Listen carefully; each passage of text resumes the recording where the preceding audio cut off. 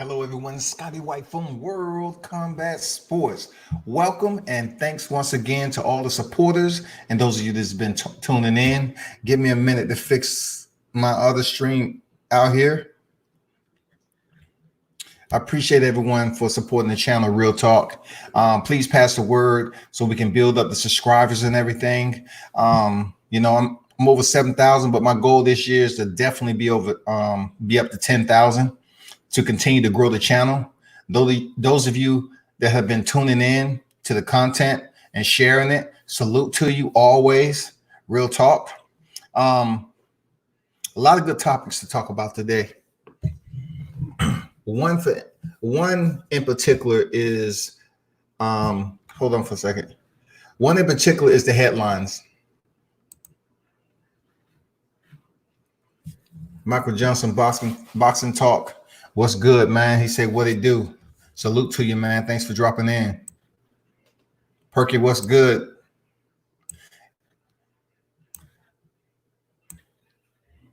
Usual supporters, man. Thank you for stopping through and supporting the channel each time we on here. Perky, appreciate your consistency. Those of you that's tuned in, appreciate it. M. Greg in the building. Salute to the chat.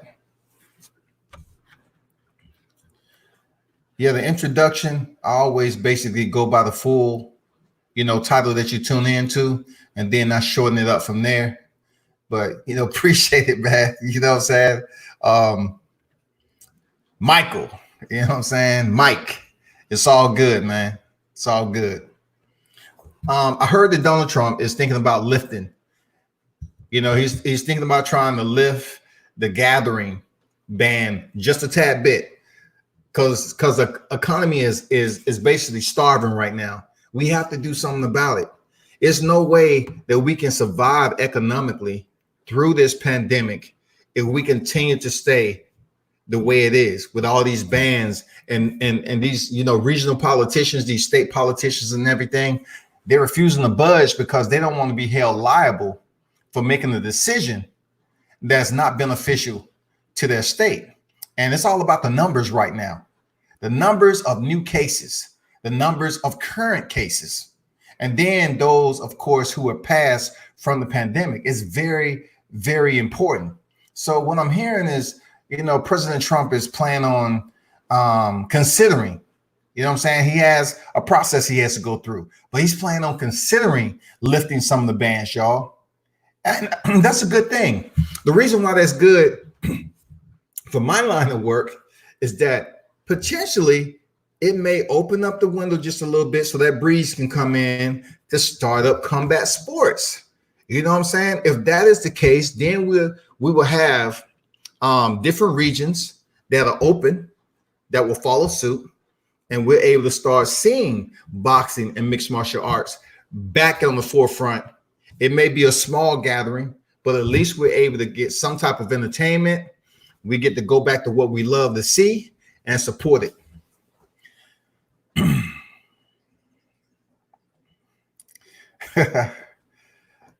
Mike said, man, they want everyone's $1,200 check back. What we talking about? Thought you don't go into politics. Hey, Perky, this isn't politics, man. This is something that's affecting all of us. So if the higher chain of command is the CIC, the commander-in-chief, then therefore I'm trying to speak on a relevant topic that relates and that will bleed over to everybody. So if we have that particular word coming down from the top echelon, it's only going to benefit everybody below, business-wise and sports-related across the board. So that is the only reason why I'm speaking about it.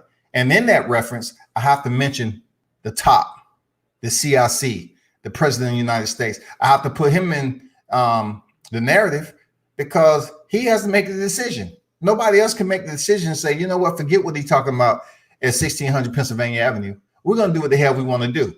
It's just not that way. It's just not that way. So that's why I'm mentioning his name. M. Greg say, I can see some bans being lifted, but wearing of the face mask mandatory. Yeah, it's cool. If the bans are lifted, we still wearing face masks, cool. Anything to prevent new occurrences, anything to prevent that. So if we're taking preventative measures, cool. I have no problem with that. Forget all the styles and you know, the culture and all the brands. Protect yourself. You know what I'm saying? You got to walk around with a mask on. Do that. Protect yourself, protect your family, and everybody else that's around you. Real talk. So that's all I wanted to say on that particular aspect, because it's needed. A lot of businesses are folding. They're filing for bankruptcy. And if you haven't seen the numbers in unemployment, the numbers has skyrocketed, y'all. We're talking about millions have filed for unemployment. Millions. And just think about it. If you break down the numbers internal to that 200 million or whatever that's filed for unemployment, guess what? How many business owners are inside those numbers? How can we calculate those individuals that had to just throw it all, close the doors, throw it all away at a point where they was thriving? And that's a bad thing of all this pandemic. You really can't go out here and make decisions. You can't go out here and try to look for another job. People are cutting back. They're laying off. They're furloughs. You know, they just had Disney furloughed hundreds, I think thousands of their employees. Furloughs. If you don't know what furlough is, you know, the bad thing about a furlough, you can be let go with no pay. If you have an employer that's able to provide you some type of stipend or compensation, you're good. You know what I'm saying? You're good.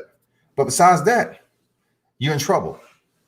Let's get to the fighter that lost around $891,000, y'all. When you hear those numbers, you're saying to yourself, how can someone be in a situation of vulnerability and lose that much money, man? How can somebody not understand how that works?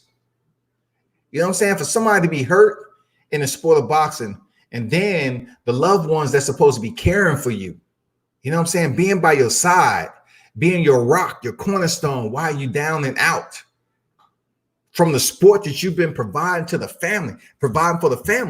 You know what I'm saying? So therefore, you look at it this way. Who am I talking to? I'm talking about Adonis Stevenson, right? AKA Superman. Adonis Stevenson has a lawsuit against his ex-wife. Her name was Simone God. And, you know, this is quoted off Boxing Scene, of course.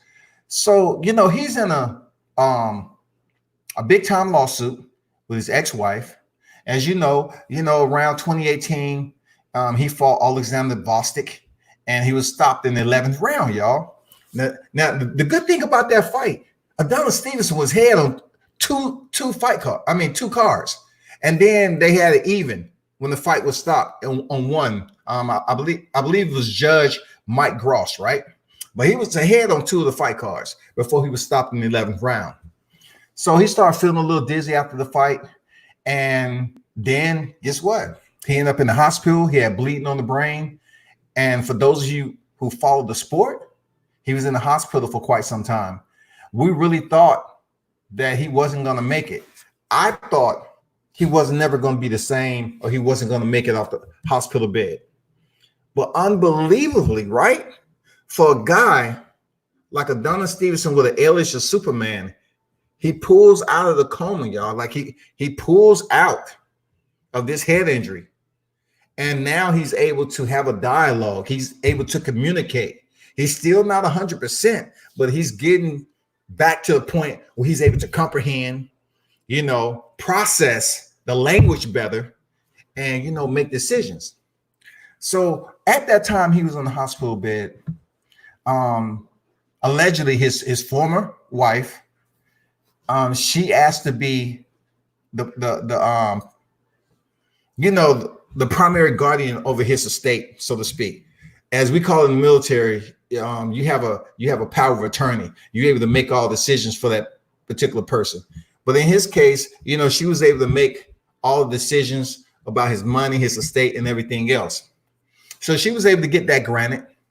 And after 5 or 6 months, Adonis Stevenson sought the assistance of an attorney, a team of attorneys, right?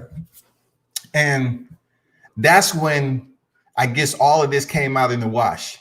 They started doing some research, and his ex-wife ended up fleeing the condo she was in with their daughter. Adonis Stevenson didn't have no address. The media was saying that Stevenson kicked his wife out and his daughter just out of the blue, just kicked them out. And from what he's saying, that wasn't true. He's saying that she actually fled. She relocated, didn't leave an address. But then when all the scrubbing of the account, the investigation, and everything else, scrutiny that was placed on his finances, found out that you're looking at close to $1 million. That's a lot of goddamn money. So this is the crazy thing about that, people. And I had a couple of Facebook friends, people that are on my friends list, but they ain't really my friends. I remember them saying when Adonis Stevenson was coming out and certain things was being said about the way he was talking, when he finally made his first public appearance. I had this individual that deals with boxing. I'm not going to mention their name, but they was very, very disrespectful. They was talking about Adonis Stevenson deserves what he got because he was a pimp. He treated people wrong. He got everything that was coming to him.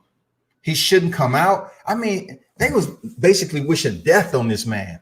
Not the fighter that steps in the ring and already put his life on the line. Not the fighter that only has 2 losses.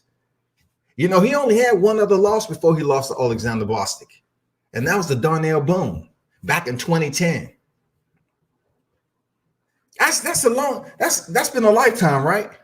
And he had some inactivity around, 2015, I believe, 2016, 17. Like, he wasn't fighting as much. But we're talking about a champion, man. So they was acting like this man should just die because his coma and the bleeding on the brain and his injury was a result of how he was as a human being. And I was saying to myself, you have a lot of ignorant people out there. You know what I'm saying? You have a lot of ignorant people. Lion Killer in the building, man. Salute to you. Bam. We need to go back. Hey, welcome aboard. First of all, salute to you. We need to go back to our normal life. You ain't never lied, man. You ain't never lied. Mike said AMC theater jacked up too. They are, man. The ones that's over here where I'm at, empty. I hate it too because, man, I like that surround sound. I like that IMAX. Seriously, I love me some AMC theaters, man. Lion Killer in the building, always salute to you, my brother, man. Y'all make sure y'all follow this media guy.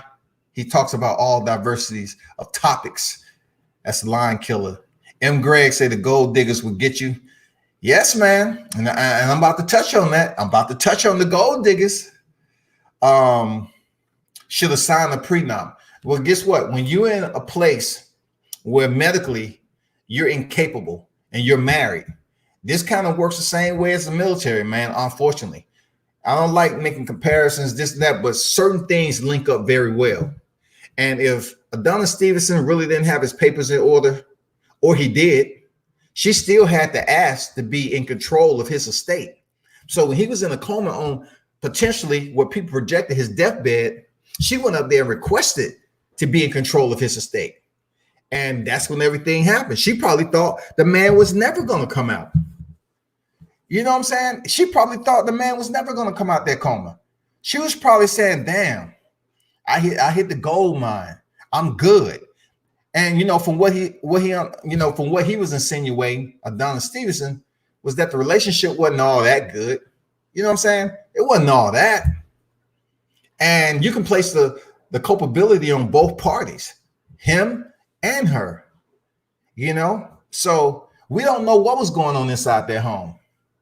And he also said, Adonis Stevenson has other kids by other unions the language. You know what I'm saying? So basically, he got kids by other babies' mothers. That's also in the picture. And of course, he has to take care of them also. M. Greg says cover was remarkable. I agree, man. I agree. Perkins say no one deserves bad health. Doesn't matter what they have done. I agree with what you're saying, Perky. I don't sit up here and spend most of my energy trying to wish bad on somebody because they feeling. Real talk. I just don't do that, because when you sit up here and have these malicious intentions while a person is already in a bad condition, especially if it's sickness, cancer, they're already in pain, and you up there egging it on, you feel inspired to be negative and wish bad, it might come back around. And I hate doing that because, I hear Christians, some Christians, they always want to point the finger. You know what I'm saying? When you're doing well, they don't say, well, God blessed you and allow you to be well, right? You know what I'm saying? But when you're doing bad, and just say you in a congregation, you in a certain church, or whatever, you hear these certain Christians always point the finger and say, well, that's God right there. He paying you back. You don't mess with God. I never believed that. So I agree. Don't sit up here and judge somebody when they're already down, when they're on their knees, when they don't know if they're going to live or die. You know what I'm saying? Don't sit up here and act like the messenger sent was you, but you getting confused from the light to the darkness. You know what I'm saying? You sending a message from Lucifer and not the Holy Spirit himself. Real talk. M. Greg say people say the name things about Jerry McLean as they did about Donna Stevenson. That was that he had it coming to him. Man, you make a good point there, Greg. It's tough, man. Boxing is the hurt business, and you're going to have your fans that love you, and you're definitely going to have the fans that hate you. Not to seem cliche, but you're never going to have a mass of fans that just adore you. Even the greats, they didn't have the entire arena adoring them when they was in the ring, when they was beating some of the favorite fighters, because when you have two fighters and both of them have their own fan base, that fighter just don't walk in there and the entire arena is just rooting for them. You're going to have ebbs and flows in who's cheering for who, right? So therefore, you look at the circumstances of some of our greats, they didn't really start getting that love until they got out the sport. And when you look at Adonis Stevenson, Jerry McLean, man, two different people. Boxing, just like a lot of people say, boxers get hit in the head, y'all. Everybody's mechanical stability is different. Everybody's resilient in the sport of boxing is different. Neurologically, we see fighters so young and they start to slur their speech, and you say, oh shit, oh my God, man. And you start to feel for them because they're so young, and then we start projecting. We start putting windows like, I wonder what he's going to sound like when he's 30. I wonder what he's going to sound like when he's 35. If he's already sounding and have slurred speech and slow to competence, you know what I'm saying? Not able to respond immediately. You feel for him, but it's combat sports, man. It's absolutely combat sports, and you're not going to be able to please everybody. But solid point for those of you that chimed in. Solid point. IP man, what's good? IP man, I'm talking about Adonis Stevenson. He say who wins between Tio and Lomo. Hey, I said it before that, IP, and salute to you for stopping through, man.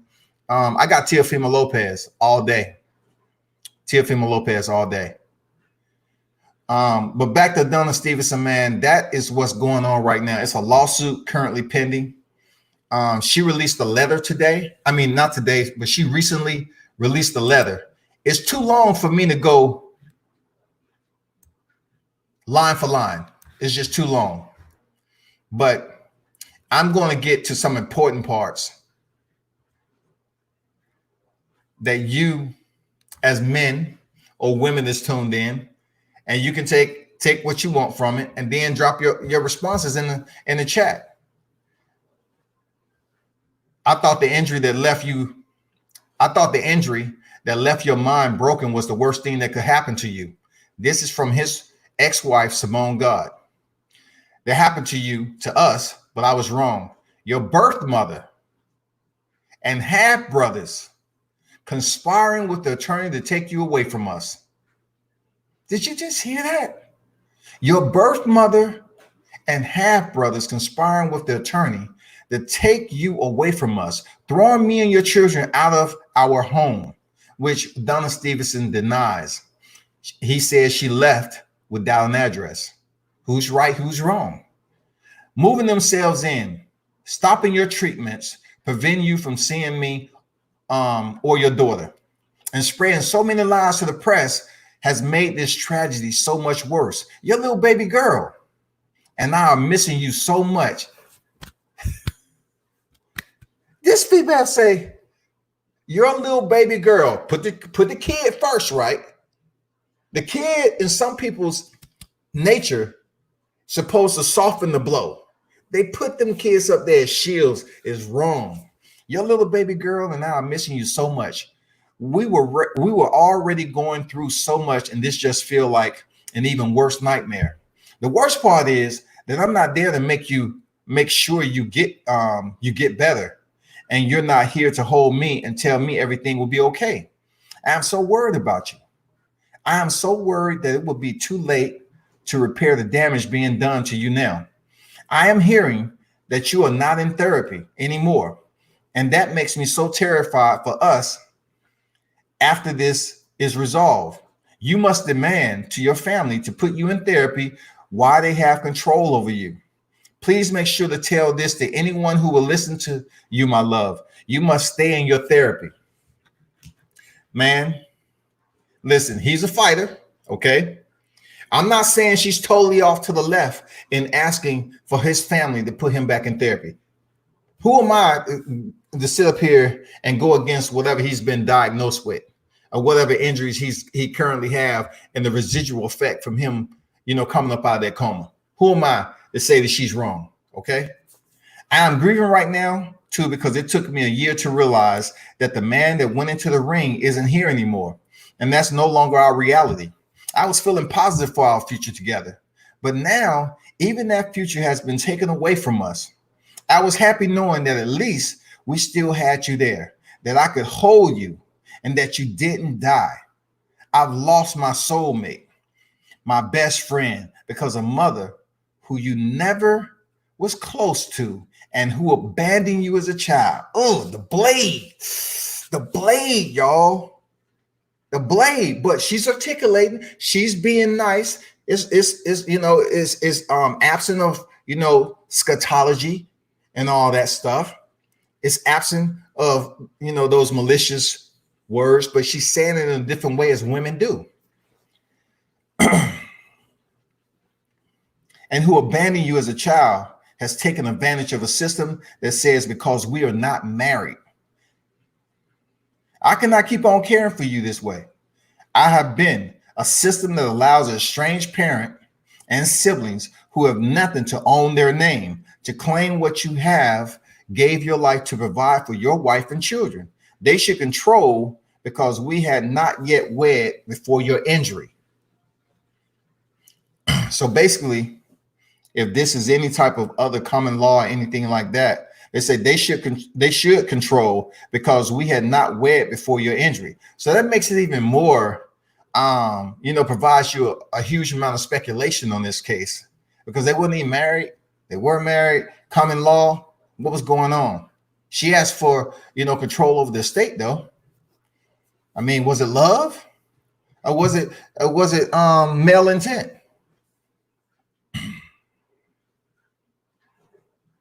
I am hurting and cannot stop crying every day because in order to get control of your money, they had to take you away from us. I don't care that they kicked me and your child out of the home and moved themselves in. I care that we can't wake up with you in the house with us. I don't care that they are assassinating my character, asking for paternity tests. Damn, that blade gets sharper and sharper, don't it? I care that our daughter cries herself to sleep asking where her daddy is. I am willing to let them keep everything if they would just give you back to us. Somebody really put some thought into this letter. That is all I want. I have my own career and I will take care of you and get you your treatments myself. I never have needed the money you've earned. When it comes down to it, I just need you. Now, one thing Adonis Stevenson said that she's a great manipulator. And she's being so nice in this letter. Who would want to go back to a woman who took that money? If by chance it's true, how would he feel safe in there and he's not fully healthy? Because he got to go to sleep. And we all know if you go to sleep with the wrong woman, you might not wake up. I'm just keeping it real. It's done happen, people. You go to sleep with the wrong woman, especially if you're in a situation like this.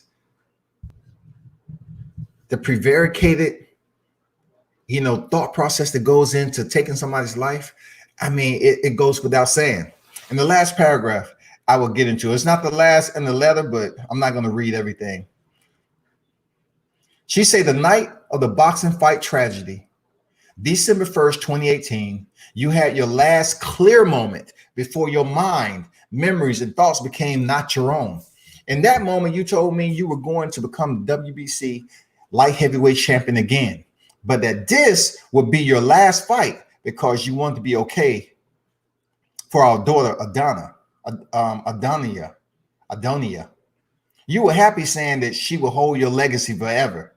And you were happy to this to be the last fight of your career. You knew it was time. You wanted to retire and spend time with me and your kids. But you wanted to provide for us. So you said one last time. Oh, how I wish I could have stopped you. I wish I could go back to that night and stop you from ever getting in that ring. But I know you wouldn't have listened.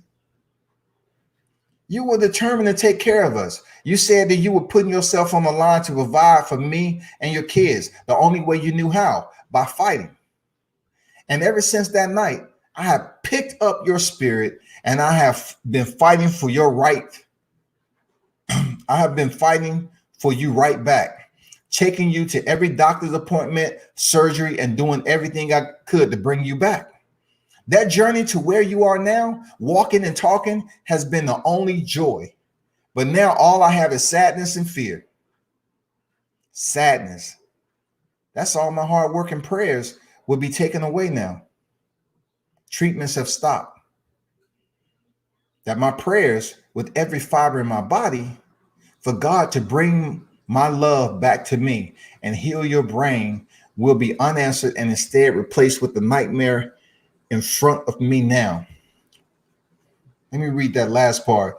That all my hard work and prayers will be taken away now that your treatments have stopped. That my prayers with every fiber in my body for God to bring my love back to me and heal your brain would be unanswered and instead replaced with a nightmare in front of me now. It's a truly well-worded article, a letter that she have released. Of course, it was revised over and over again, and whoever wrote this letter did a superb job. They did a superb job as presenting her as being this caring, loving wife, even in the time of adversity, not being one of those harsh critics of a person that is in a bad situation, that was hurt, doing what he loved, he providing for his family. So instead of her coming up at him hard, raw, and making it so acrimonious, she's basically taking a step back and, showing her sincerity, so to speak. And she could be disingenuous, but she's being very, very careful at how she worded that letter. She's still acting like, hey, I want my love back. You know what I'm saying? come be with me and your kid. And basically, as a lot of things happen in marriages, right?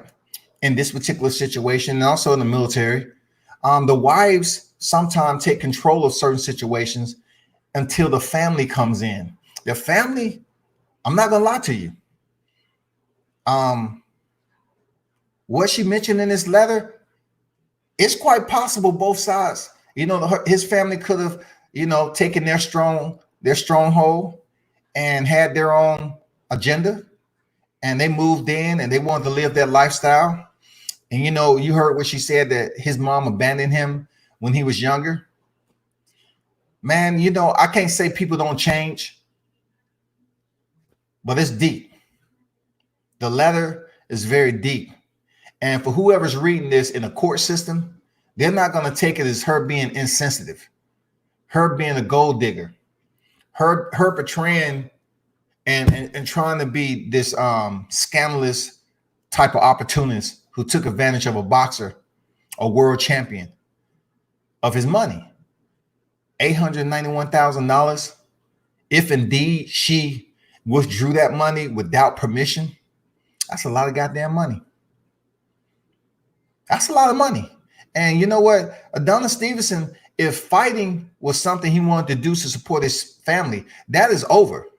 So the money that she took out his account, we have to assume that either he has remaining money in his account and he has other residual sponsors or whatever, hopefully, because boxing doesn't have a retirement plan. That's my only concern. Mike said, LCR, what it do? Hey, shout out to Mark Grubel, man. Shout out to Mark Grubel in the building. Grubel Mixed Martial Arts Academy up there in Georgia. Salute to you. My money is on Lomo. And by the way, outstanding podcast with Mauricio Shogun Hua, a legend in mixed martial arts. I grew up watching him. Grubel said, my money is on Loma. I definitely want to see it, though. Absolutely. My money is on Teofimo Lopez. If the fight is made right now on paper, the fight is still where it's at, but there's definitely some issues with the agreeing of both sides and the location. And being that the mecca of boxing is down right now, the blackout is real. They may be one of the last remaining regions to really open up their doors to boxing. So Lomachenko and Teofimo Lopez could be fighting in a different location. From what I hear, Vegas may be opening and lifting their restrictions before everyone else. It depends. Vegas or Florida. So if that is the case, we may start seeing fights in those particular footprints. But what I'm hearing is, what we know, NYC is bad. I think it's going to be a while before we see foot traffic over there and boxing resumes in the MSG or the Barclays. Appreciate that comment there, Mark. Perkins say, apparently his mother put a lawsuit on his ex-wife. She took $891K, got to sleep with one eye open. L Foul player in the building, man. Salute to you. I see you. Thanks for dropping in, my brother. Said good evening, Lord Scott. That's the first time somebody ever called me Lord Scott. You know what I'm saying? But hey, it ain't bad, so I'll take it, man. Appreciate it. But y'all tell me what y'all think about that, man. It's tough. And comparing that to the military, right? Let me say this without, offending anybody or having somebody from the military jump on here and it turns left. In the military, I would definitely recommend, and I know some people who kids are went into the military that's on my friends list. I would just tell them, be sure that you remediate. You just talk to your kid and tell them, please don't go in the military and get married early. Don't do it. It's not, I'm telling you, if it's anything that you can tell these young men that's going into the military to serve their first tour, tell them to be patient with the women. All right. Be patient with the women. The reason why I'm saying that, once you get her pregnant, there's a system that these women, once they get that test determined, that paternity test, and it's your kid, it ain't too much more if y'all ain't getting along that they have to go through you. The military, once they get that paperwork, the pay is being garnished. If that Marine is due to serve 3 more years, 3.5 more years, whenever you get her pregnant, that Marine may have thought about getting out of the military after the first 4 years. I'm just talking about Marines in general. This any service member, right? But I'm just talking about Marines. So therefore, once that child support is hit, his pay is garnished, and just say he's like E2, E3, that's the lowest rank structure of the enlisted, not making that much money. And 2 things going to happen. Either one, they're not getting along and his pay is going to be garnished. Not all of it, but a percentage to go to the kid. The mother of that child really don't have to communicate with the male no more, the dad. She really don't, because they always look at her as being the nurturer. They look at it as being, that's the one that's going to be taking care of the kid. So your pay is automatically going to go from your account over to her. If you stay in the Marine Corps for 20 years, you can rest assured, they're young warriors, that 18 of those years, that child support will be coming out your check. And not only that, every time you get promoted, it will be an increase in that child support. Guaranteed. So I just want you all to understand that. Real talk. But the lighter side of it, right? Because I just wanted to get the worst out the way. You know what I'm saying? The lighter side is that you and her can get along and live. But the only thing about cohabitating together in the military is this: the military will not pay, and this is a bad loophole in the system. And I know it's kind of off topic from this, but I'm just talking about it in reference to what we have with her, being able to ask and get approved to be a head of his estate, and somehow, some way that money disappeared, right? So check this out. The military is not going to pay for you and your baby's mother to relocate. That's called PCSing. When it comes time for, just say y'all in the same central location and it's time for you all to go, the military is not going to pay for you, your girl, and your baby to go for free. They're not going to do that unless you're married. So it forces a lot of us, I got to put myself in. It forces a lot of us to make a decision that is not by the standards and tradition when it comes to marriage. You wanna, sometimes, you look at your kids, say, oh man, I love, this is my first kid. Because a lot of us have our first kid in our first tour of the military life. That's true words. So you're looking at your firstborn and you loving on them and everything. And you're saying, man, this is special. But you and your girl, that is the priority. Because time you and your girl split up in the military, she's getting everything. Unless you that man, unless you're going to fight to take care of your baby, right? So the military is not going to finance or pay for you and your girl to relocate. So this is what's going to happen. A lot of young Marines will get married. They go to the next duty station.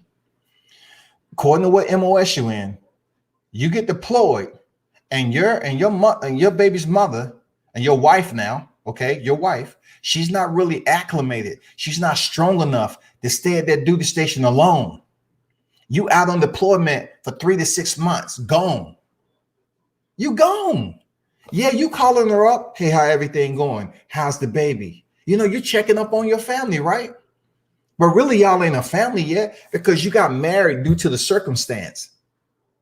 So when you return from deployment, this is what happened, and this is what I witnessed. Sometimes some of my comrades return home, and they walk through that door, and they had a family there for them. It was love. She missed him. The kids missed him. The kid has got much bigger. It was love, right? And then some of them came home to an empty house. You didn't have too much to begin with. She done bounced and went and lived with family and took the kid. And during that time you was deployed in the field, she's called your command and everything and told them, hey, we're not getting along. He's not calling, he's not communicating, all that. So they done helped her relocate with the parents, and you come home and you're calling and calling and calling, and you're not getting anybody. So you finally make it to the house and no one's there. So you're saying to yourself, so why don't I get her for kidnapping? Why isn't that kidnapping? No, not in the military. No, it's that she was lonely. She was by herself. It's so tough. I'm being sarcastic with this because I totally despise of that routine, right? She was there all alone with the baby. She did not flee with the baby. She went to her another location so she can be around family. That is what is used in the military. Y'all should tell your young warriors that's leaving your nest to chill, relax. Don't make any haste decisions when you're going in there. So you go in there and you have a woman and you don't work so hard and she's hanging around and hanging around and hanging around and you end up getting injured or killed in combat, and she gets everything. She gets everything that's in your account. She gets everything. And if y'all was married, she should, if she put the time in, right? But I'm telling you, in a lot of situations, it's somewhat like we see with Adonis Stevenson and his wife. I'm being absolutely a hundo, people. This shit is nasty. It's grimy. It's deceitful. Every word of destruction that you want to use when it comes down to the military marriages, it's definitely not enough being done to save young married families that's on deck. And they get married because of the opportunity to make more money. They get married due to the circumstances of their family not being able to relocate with them, paid free of charge by the military. Because you're not going to stay at the same duty station for all your military career. You're not going to do it, people. And hearing his baby's mother, one of his baby's mother, this one, Simone God, hear her word the stuff the way she did, it kind of takes me back to some of the troops when their exes to be wrote into the command, and me being in charge, being their officer in charge, and I'm reading their spouse's letter, right? It takes me back to how they have attorneys submit these letters to place them in a vulnerable state. You know what I'm saying? Like they're the victim. Like everything needs to be dumped on the shoulders of the military personnel. I'm not saying all military personnel are perfect. I'm just saying when you go out here and serve your country, you're deploying, sometimes it is at the expense of your family. It is at the expense of not having a good relationship with your kids. Believe me, I'm speaking from what I know. I'm speaking from what I experienced. And that's what you sign up for. You sign up to serve a country. They didn't ask you for a family. They didn't say, come join us. And by the way, if you want to get a family, go ahead. That's not what it is. That's the dark side of what goes on internal to the military, just as you're seeing with Adonis Stevenson. If you're on your deathbed, absolutely your wife is going to have power of attorney on everything that's going on. You might come out that coma from being blown up by ID, and you might wake up and look left or right and be incoherent, and then you start asking questions. Shoot, my memory coming back. Now, where am I again? How long I've been in the coma? You start processing life itself. And you might have been in a coma for a long period of time, but in that time, in that state, you're no longer married.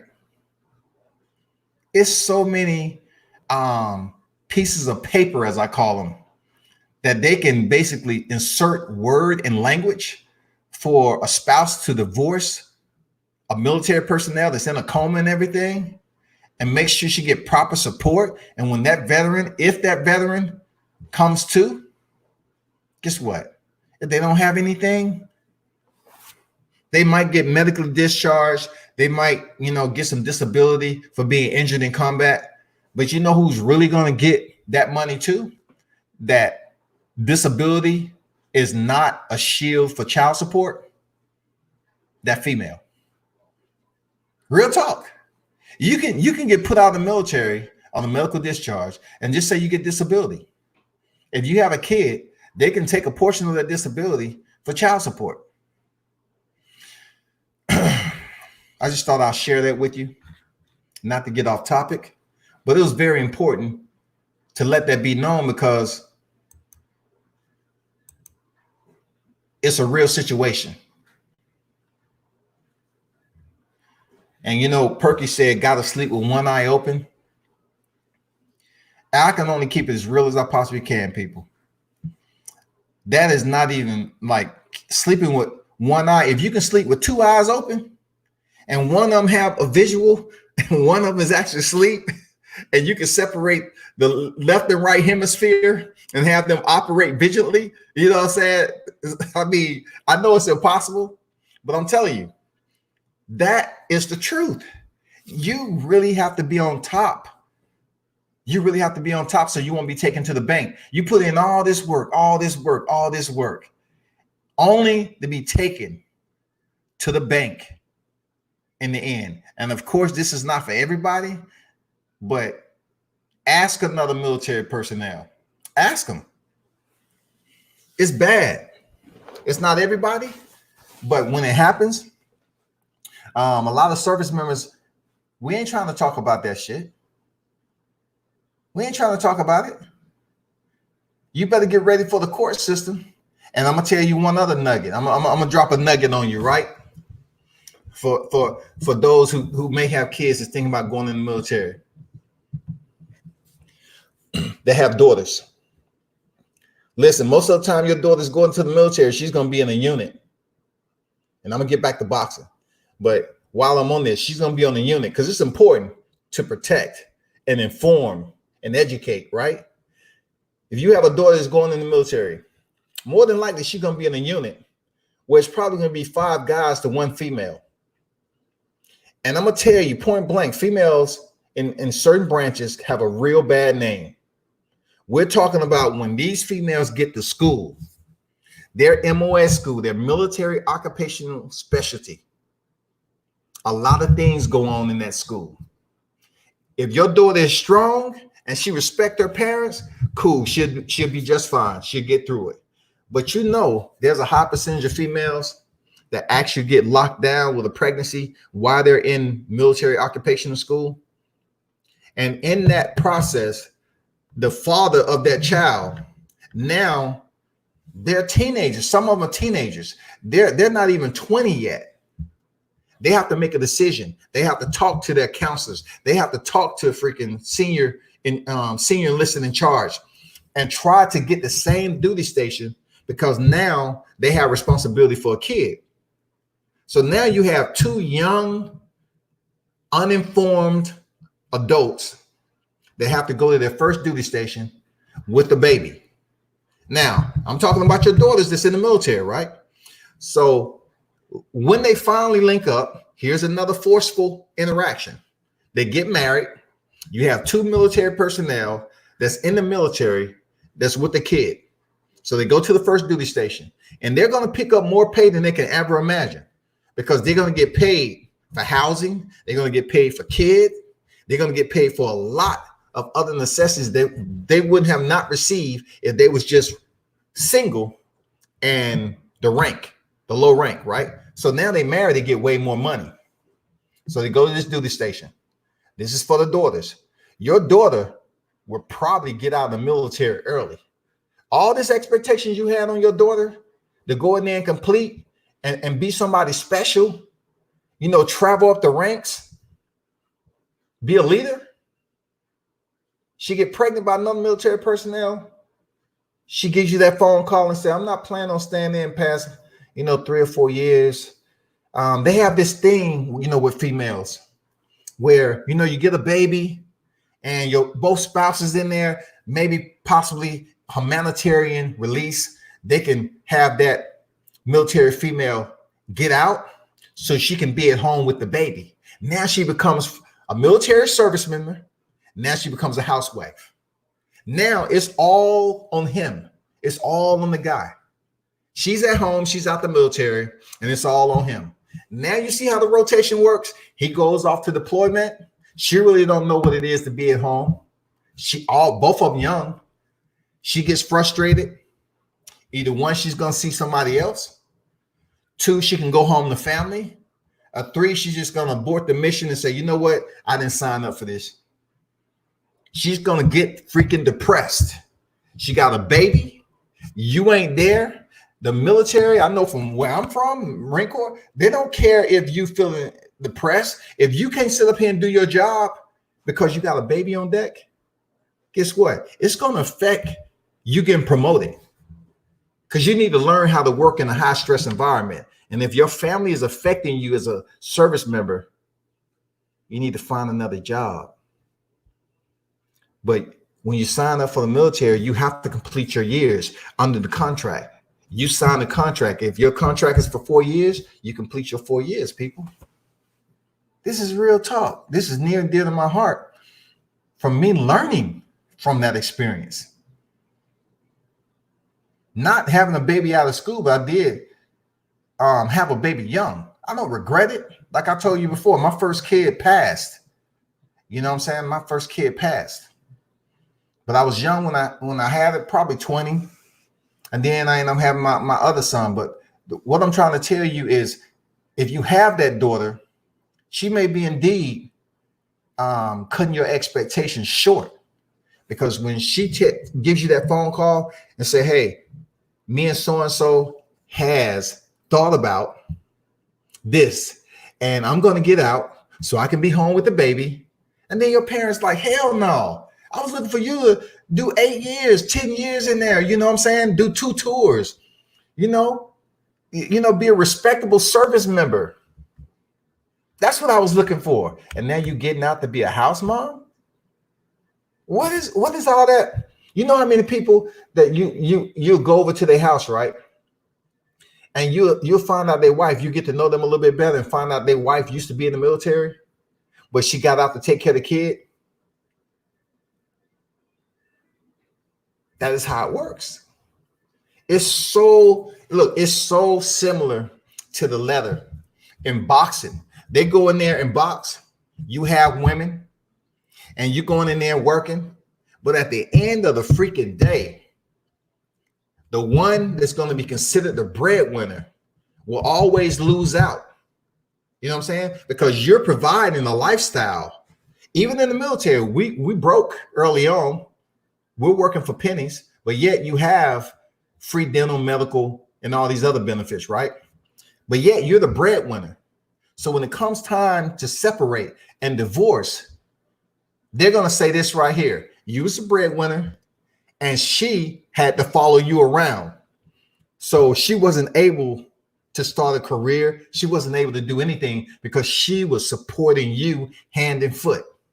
And you're going to say to yourself, hell no, what the fuck you talking about? You know what I'm saying? Yeah, that shit is real, man. That shit is real. That shit is real. That's real talk, man. But back to boxing. Enough of that. As I mentioned earlier, and give it up for those who receive your stimulus check. You know what I'm saying? I ain't gonna lie. I know it's a lot of people that was expecting that 1,200 plus, you get 500. Seriously, I'm glad you got it. But it was one area that I seen where, people's out there protesting because the tax place, kind of screwed them over and sent the money to an account that was linked to the tax place, the tax preparer. And it looked all about fraud. But they was telling them people who believed their money was coming in direct deposit. Now the money had to be sent back to the IRS for them to see a hard copy check. And man, they was irate. Man, they was pissed off. And I don't blame them. I don't blame them. But let's speak about some good fights that may potentially take place once this damn ban is lifted. And that's, what was mentioned earlier, Teofimo Lopez and Vasily Lomachenko.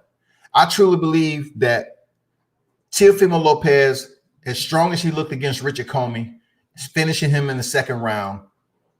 I truly believe Teofimo can if he comes in right, good training camp on facility, and I say it all the time. Even though Vasily Lomachenko is about 32 right now, I think 32, 33, he has more miles on him, being that he was a double gold medalist, right? And then he came into boxing at the opportune time trying to set records. So it didn't go his way exactly, but he did end up winning the world championship with just 3 professional fights. So really, Lomachenko right now is about 42, 43 years old in boxing years. That's real talk.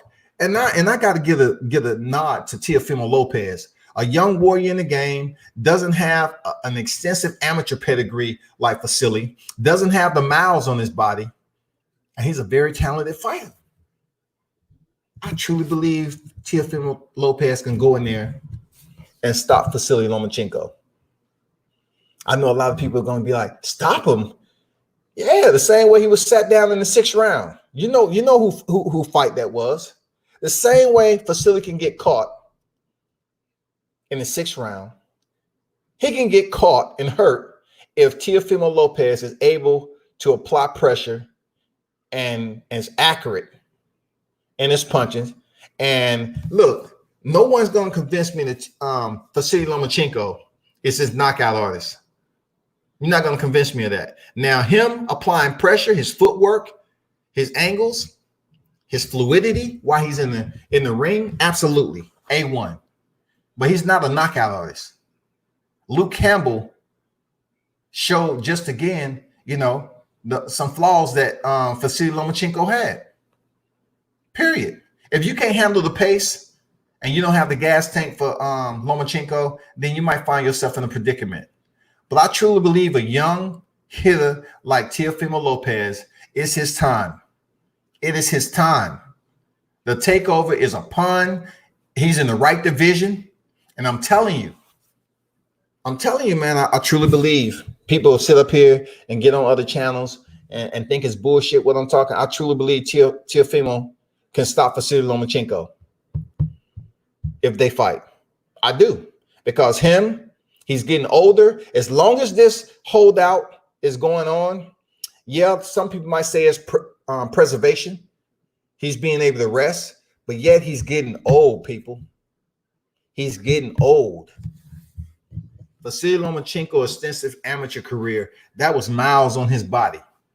I would say that about everybody who had extensive amateur career. You can say that about Gennady Golovkin. Gennady Golovkin is basically aging right in front of us. Seriously. Is he still the most entertaining fighter when Jim Lampley was giving him all those accolades on the mic, the HBO? Every feint Gennady does, what happened? Oh, did you just see him feint? His opponent damn near hit the canvas just from feints alone. It was no punches thrown, but he was so scared. Gennady is just that type of fighter. He's intimidating. That's Jim Lampley. I'm saying to myself, what? Why are they hyping this dude up? But Teofimo, man, I think he can stop Vasily Lomachenko. I got Teofimo Lopez with a late stoppage if they fight. Because we done seen Lomachenko take punishment. We have seen Lomachenko take punishment. It's not like the man can't be hit. And I don't want y'all comparing Rigondeaux. I don't want to see none of that. Miguel Moraga. Speaking of Miguel Moraga, who's supposed to fight Shakur Stevenson. He even touched up Lomachenko. Look at the fight. I know he got stopped in like the 7th round, something like that. But look at the fight. Look at the fight, man. Perky say, yeah, M. Greg, that's what I was talking about. Good knowledge, man. Linares caught Lomo in the 6th round. Yeah, for sure. Here in Canada, you get 2K. Damn. You know what? It's a good thing what we're hearing. I'm not going to get my hopes up, but they're trying to. I'm not going to get into that tonight. Forget that. I'm just going to take what Perky said or whatever. But I know they was trying to come up with potentially 2,000 a month into this lift so people can, sustain themselves economically without foreclosures and losing their home and their kids suffering and everything else. Perkins said, what's next for Errol Spence Jr.? Good question, man. Good question. We all want to know. We all want to know what's next for Errol Spence. You know what I'm saying? If indeed his next opponent is who they say it is, okay, let's see it. I still have respect for Danny Garcia. The welterweight division, the only reason that it's not as hot as a lightweight division is because there's a lot of people in that division that's at the top of the ranking structure, top of the food chain, that won't fight one another. Okay, we seen Pacquiao coming in and fight Keith Thurman, but Keith Thurman looked bad against Jose, what's his name? Josecito Lopez, right? He looked bad. He didn't look that good. He had a long layoff, came back in there with Pacquiao. It's a lot of speculation that he was in the casinos, eating ice cream and shit. He got dropped on his ass. So he gave away that WBA belt. His WBC was therefore put up for vacant, and we all know Sean Porter and Danny Garcia fought for that. Why isn't the welterweight division on fire like it should be? It has the primary players to make that shit pop, y'all. It has the primary players there. We have some very talented fighters in the welterweight division, to include your Denis Ugas. You know what I'm saying? Sergey Lipinets. We still have Mikey Garcia, who fought Lipinets at 140, took his title and then vacated it. Now I'm just messing around in the lower echelon of the top 10. But when you talk about Sean Porter, Danny Garcia, Terrence Crawford, Errol Spence, Keith Thurman, Manny Pacquiao, who's a WBA, that's some good names. But we need for them to fight one another. We saw Danny Garcia lose to Sean Porter, right? So I'm saying to myself, I know Team Errol Spence want him to come back and fight somebody, but he say no soft touches, right? That's what Errol Spence said. So if that's the case, why fight somebody that lost to an opponent that you beat? You already defeated Sean Porter. So why get in there with Danny Garcia, who lost to Sean Porter? Even though stylistically it might suit up well, you know what I'm saying? Put the corsage on there. It might look a little, it might dress up real nice. But why though? Why Danny Garcia? Why not Errol Spence fighting Terrence Crawford? Why not Errol Spence fighting Manny Pacquiao? Why not Errol Spence fight Keith Thurman? You know what I'm saying? And I know I left out Sean Porter because Sean Porter, in a sense, to me, he already made it clear he's not going to fight Terrence Crawford. But that's a damn good fight. And the only reason I would, kind of sound like I'm contradicting myself if I say, why Danny Garcia fight Errol Spence if he was already defeated by Sean Porter. And then I turn back around and say, you know what, it'd be a good fight for Terrence Bud Crawford to face Sean Porter. The reason why I say that is because a lot of people believe that if it wasn't for the 11th round knockdown against Errol Spence, Sean Porter would have won the fight. So if I say, okay, Terrence Crawford face Sean Porter, it's not so much of a wide disparity that we've seen with Sean Porter and Danny Garcia fight. Not so much. We can sit up here and agree that Terrence Crawford fighting Sean Porter will be a damn good fight because both of them have that dog in them. Both of them has heart. And man, it'll be a damn good fight. I ain't gonna lie. I can't sit up here and criticize Sean Porter for losing that fight. But his style, it kind of fragmented just a little chip start falling with a more focused, technically sound Errol Spence. The more technically sound striker, boxer, was able to land that left hook in the 11th round. But when it comes to Sean Porter much respect to him as a fighter, two-time champion. Hell yeah, we'll want to see him fight Terrence Crawford, knowing he lost to Errol Spence. Why not? Let's do that shit. Let's see them. New Leaf, what's good? He said, who lost 800 KY in a coma? Adonis Stevenson. Adonis Stevenson did. And salute to dropping through. Greg says someone needs to give Crawford some smoke, man. I agree with you, man. And you know, man, someone need to link up. And I hope y'all tune in tomorrow. I was going to save it to the end of the PC, and I'm going to mention at the end of the PC, right? But I'm speaking to one of the heavy hitters in Top Rank tomorrow on the interview at 5:30. And I haven't really put the thumbnail out there yet because I wanted to kind of come on here and, you know, get this out the way, this topic out the way, and then probably either late tonight or tomorrow, I'll put the thumbnail up. And basically, I'm letting y'all know it's a heavy hitter, one of the top in charge next to Bob Arum. I'm going to talk to him tomorrow. I'm going to talk to him. I know him. Very good guy, talented professional. And I don't talk about that much with people who I run into, but I have to, you know, I'm going to give credit to the people, to the person who's allowed to set that up when I had the chance to meet him and eat lunch back then. And maybe he can answer some of your questions. You know what I'm saying? This ain't no average Joe here. This is a person who is at the top of the food chain in Top Rank. Put it that way. A lot of people that's with that promotion, one of the best promotion in boxing, knows who I'm talking about. But I'm not putting it out there yet. I'm just going to wait till tomorrow. But tune in tomorrow at 5:30, and you're going to see who I'm talking about. Those of you that follow the sport, automatically when you see him, you'll say, "Oh, I know who that is." He's an intricate, prominent figure in Top Rank. Believe me when I tell you, I don't put no bluffs out there. Keith Abdul Kawi, salute to you, man.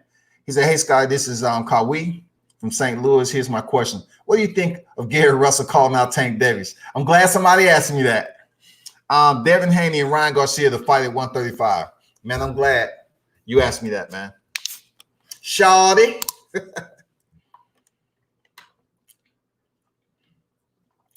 And shout out to Kawi, man. You know, me and him around the same age. He's still in good shape, man. Kicking ass. A lethal assassin. I see you out there, man. I be checking out, you know, your training and everything, man. I commend you for still being in that type of shape at your age, man. Real talk. I ain't gonna lie. Real talk. Commend you, salute you for being in shape like that. Now to your question. I saw Gary Russell video. I put it up, you know, along with several other people. I put it up. And I like that from Gary Russell, man. Gary Russell, man, the apex predators. Him, his brother, Antoine, Antonio, you know, all the Russell clan, salute to you. I like it, man. I like it. You know why I like it? Because Gary Russell had made mention at the Barclays. He was calling out certain individuals before they actually moved up. He called out Gervonta Davis, but Gervonta moved up to 135, right? I told people this before about that Russell clan. Those are a group of woke human beings, period. I ain't gonna lie to you, man. Look, them a woke bunch of assassins, apex predators. Gary Russell Jr. calling out everybody he mentioned from Tank Davis to Devin Haney, Ryan Garcia. I'm watching because I'm gonna tell you like this: technical skill set to skill set. You might want to watch your mouth if you think Gary Russell, just because he's been fighting once a year, that he don't have the skill set to sit up here and move up to 135. Being the current champion in his division, moving up to 135 and facing these names. Of course, we want to say, okay, we want to see him in there at a higher weight class. Usually if somebody move up 2 weight class, it's just not right for them. They don't feel strong like a Mikey Garcia did at 147. But Mikey Garcia had already stepped up to 140. You know what I'm saying? He had already stepped up, tasted the water, took the belt from Sergey Lipinets, and then he stepped up there and faced Errol Spence and lost a unanimous decision, lopsided. But for Gary Russell Jr., I think he'd be absolutely a problem. He would be a problem for Ryan Garcia, who shouldn't even think about facing Gary Russell right now. The reason why I'm saying that, for those of you that's tuned in, a lot of you are looking at Ryan Garcia's videos, and I like them. I ain't hating on Ryan Garcia for putting out his videos, building up his fan base. But when you're talking about in-ring speed, combinational sets, when you're talking about Gary Russell Jr. up against Ryan Garcia, it ain't no contest. Ryan Garcia looks good on making his videos and everything. He looked good counter punching. But I'm going to tell you, when you're talking about a master magician, a technician like Gary Russell, you might want to think 1, 2, 5, 10 times on the mid to later rounds when Gary Russell is still turning on the heat. You can ask Jojo Diaz about that. For those of you that looked at that fight, that kind of shows you about a fighter who fight once a year, but yet his turnover speed, his combinations, his punch count continue to increase round for round. So let's exclude Ryan Garcia. He ain't ready. Devin Haney, that'd be a good fight. And he mentioned something about Devin Haney. Father may have gotten him in some type of predicament. But listen, I take it like this. Devin Haney and his pop, Will Haney, they should be talking trash. Devin Haney is, look, check this out, people. Supporters, everyone who's tuned in, check this out. Devin Haney is the WBC champ. You know, when he was so-called on recess and everything, now that the COVID-19 has took place, Devin Haney is the WBC champ again. Wasn't it supposed to be Javier Fortuna and Luke Campbell? But Devin Haney was placed on recess. As boxing fans, aficionados, right? Mainstream purists, we ain't never seen no shit like that before. Like, if that's your mandatory and you're unable to defend the title and you got to have an operation, when you're supposed to be stripped, or the WBC plays by different rules. So from what I know, Devin Haney is the WBC champion. Now, him facing Gary Russell Jr. would be a nice one. It would be a nice one. And you know what? I can put this analogy up there, teacher versus student. Because you're not going to convince me that Devin Haney is right now, even at the 135-pound division. I'm not taking anything away from Devin Haney, but I believe Gary Russell will indeed give a very solid showing of his boxing skill set against another boxer like Devin Haney. Devin Haney is absolutely legit. You know what I'm saying? Devin Haney has grown, and he's absolutely legit. Will Devin Haney step in there against a Gary Russell Jr.? Is yet to be seen. Who do I have winning that? Man, it'll be tough, man. It'll be tough because, in my opinion, Gary Russell's not a knockout artist. Devin Haney is a knockout artist. And it's going to be youth against the teacher. Because no one is going to convince me that Gary Russell's skill set falls short of Devin Haney. You ain't going to convince me of that. You're not going to tell me Devin Haney has better boxing skills than Gary Russell Jr. I have to see it in the ring. I don't care how old Gary Russell is. I have to see it in the ring. Right now, I'm saying no. I'm saying no. He pulled out a scale, and he was weighing 143. Now, is that a 143 boxing shape? We don't know. But I can tell you this. I've never seen Gary Russell out of shape, to be honest. I ain't never seen him or his freaking brothers that compete out of shape. Them Russell, look, that Russell, the first family, man, they're a different group of apex predators, man. And you know, that's a damn good question. But it's just hard for me to vote against Gary Russell Jr. versus some guys I'm still trying to see them face stiff competition. That's all I'm saying.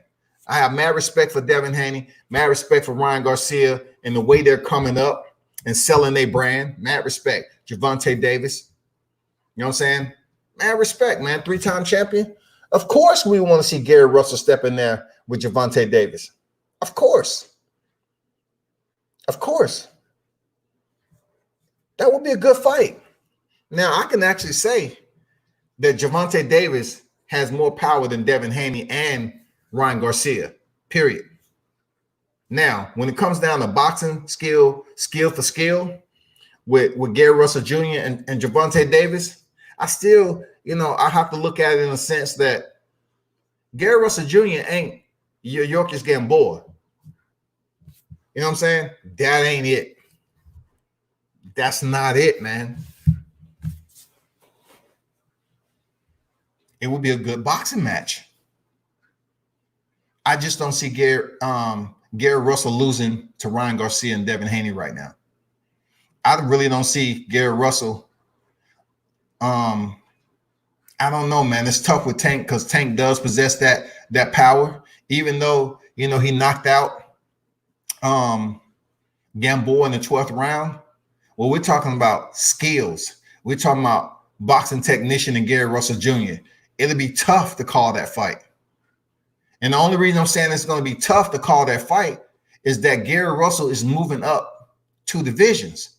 But what I know about the mindset and the mentality of Gary Russell, it's just levels up, y'all. Y'all have to understand that Russell family.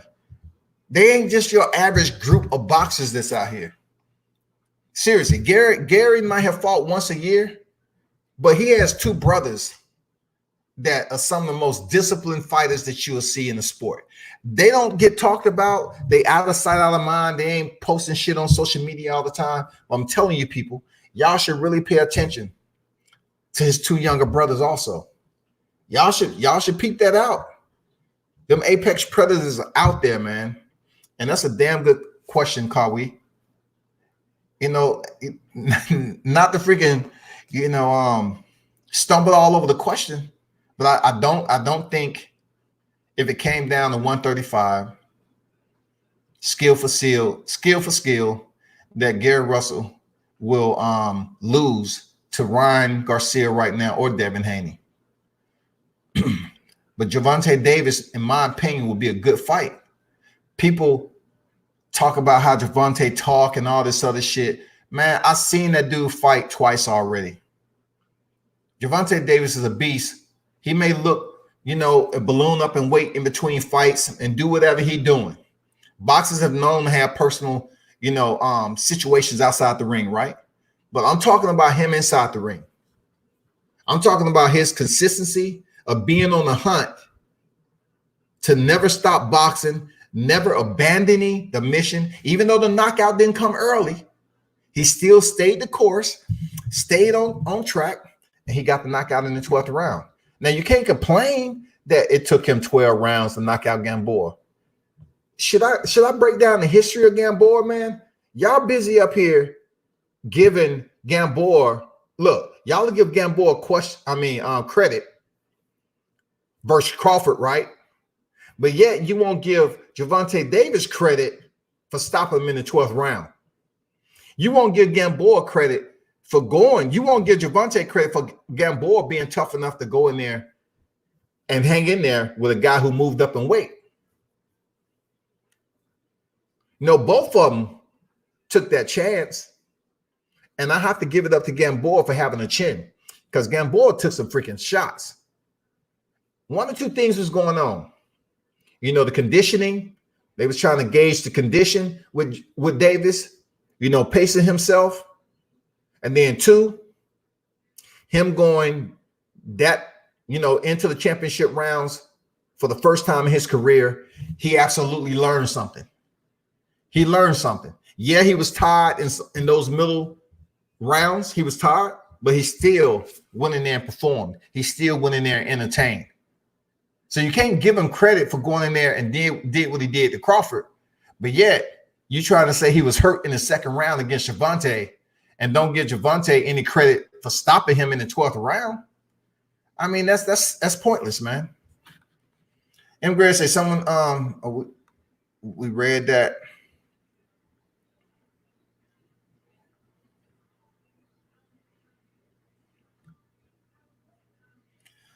Perky, who do you think is pound for pound number one at this time?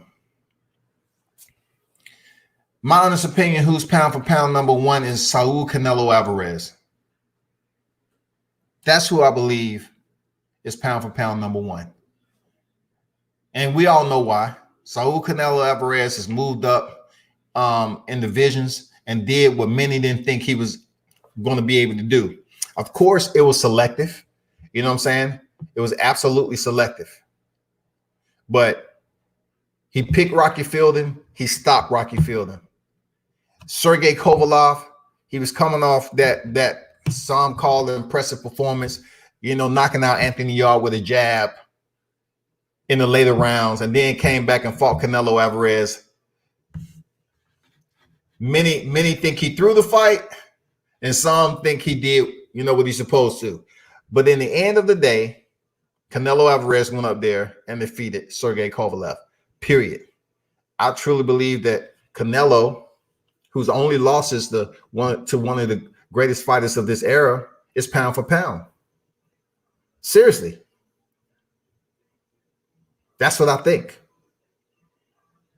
I don't know why people are so hesitant to try to put Canelo up there pound for pound when he's been in there. You look at his resume, man. Come on, you can't continue to sit up here and say clenbuterol. You can't sit up here and say that shit. You can't keep on talking about clenbuterol. He popped. That shit's been long time ago. He said it was because of beef. You know what I'm saying? His suspension was retroactive back to February, and he came back to the sport, and he went in there and stepped up his game and fought Gennady Golovkin with a different fighting style. The Abel Sanchez requested Mexican style, which basically forced Gennady Golovkin to fight a different style, and he won that second match. You get up here and talk dumb if you want to, and say Canelo didn't win the rematch. He did. He won the rematch. Now, the first fight, okay, we can have some, you know, we can balance the scales different with who won that first fight. But the rematch, though, we all know, we've seen what happened with Canelo. He did what he had to do, and he left no question that he fought a different style. He convinced the fight fans and the boxing community that he could fight a different style. Who you think is pound for pound number one? Of course, you know, I just answered that. And, you know, in my opinion, number two, pound for pound, in my opinion, I have to go with Terrence Crawford. I just have to go with Terrence Crawford. You cannot sit up here and ignore the fact that the man is a 3-division champion. You can't ignore the fact that when he moved up the welterweight division, he fought the champion. You can't just exclude what he's been able to accomplish all because he faced adversity in there against Kavaliauskas. You can't say all that shit. You know, you just can't jettison the fact or vilipend, devalue the fact of what Terrence Crawford's been able to do. I think undisputed means a lot. If it's so easy, Vasily Lomachenko haven't been undisputed yet, but yet he's at the top pound for pound list. He's 14-1 right now. He had a top pound for pound list. What's special outside of the 2 gold medals? What's special about his resume? Waters? What's special? Linares? He wasn't the first person to beat Linares. What's special? Postal? Postal he went the distance with, but Gervonta knocked out? I mean, what we talking about? Who's very special on Lomachenko's resume besides his footwork? Lomachenko is a special fighter indeed, but I'm checking out his resume though. You know, he had every opportunity to unify the lightweight division, but yet he chose to vacate and become the franchise champion. How do you cement your legacy of greatness if you're not willing to hold on to the coveted belt and you have those straps You have them. WBA, WBO, WBC. You have those straps. The only thing you have to wait on is Teofimo Lopez and Richard Comey. Teofimo won, and then both you, Teofimo, would have been fighting for the undisputed at the lightweight division. It would have been no ifs, ands, or buts about it. Teofimo would have had all the super titles, and Vasily Lomachenko would have had all his super titles, the WBC, WBA, and WBO, and then the IBF would have been over there with Teofimo Lopez. It would have been simple. Make the fight. Let's see who the best. That would have cemented the top pound for pound. That would have been the confirmation. Look, he was able to unify the lightweight division. But hold up. Then you have Teofimo Lopez, who the first division, he won his title. For him to become undisputed in the division where he won his first world championship, come on, man. His career, his name, everything about Teofimo Lopez elevates to a whole nother level. You feel me? So it's a two-way street. Unfortunately, we're not going to be able to get that. Because just say Teofimo Lopez go over here and defeat Lomachenko. Him and his dad and his team has been talking about moving up to 140 ever since he fought Diego Magdaleno. That's facts. So you take that for what it is. If the paycheck or the purse is a bag heavy enough, he goes in here to defeat Lomachenko. Then he fights Devin Haney. Because the fucked up thing about it, Vasily Lomachenko, he can become undisputed, supposedly, with the franchise belt. But if Teofimo Lopez defeats Lomachenko, he doesn't lift that franchise belt off Lomachenko.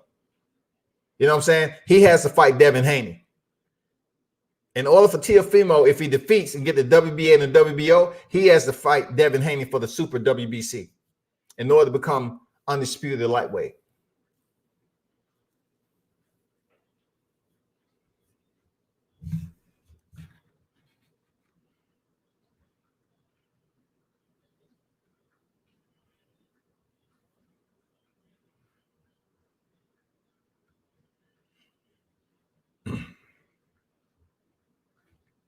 But, that'll be great to see if that is on the itinerary, with this pandemic and everything else. That's what I mentioned earlier about if the president lift the gathering ban and we're able to see, or we're able to, how you put it, we're able to see a TBA for a future fight card, because I know boxing, mixed martial arts, all of them going to come back with heavy loaded fight cards. So if indeed the ban is kind of, provided some type of relief, then we may see the numbers increase just a little bit as far as how many people that can be gathered in one spot. And then boxing can resume and get the wheels turning and we can see some fight cards. And I'm pretty sure the fight cards, give or take, we have to allow the fighter time to get back in the training camp. So from the time, if it's May 1st or whatever the case, we're not looking to around July, because you at least got to give these fighters a good hard 8 weeks to get back in shape. You know what I'm saying? Get their trainers team back in there, shake off the little rust that they got during the hiatus. The promotion has to put the promotion out. I mean, they have to promote the fight. That's what we got to do, man. We got to be patient. But if by chance the relief is given, it's a good sign, man. It's a good sign. Who do you think is pound for pound? Perker, Alvarez, Lomachenko, in Norway, Crawford, Usyk. That kind of sounds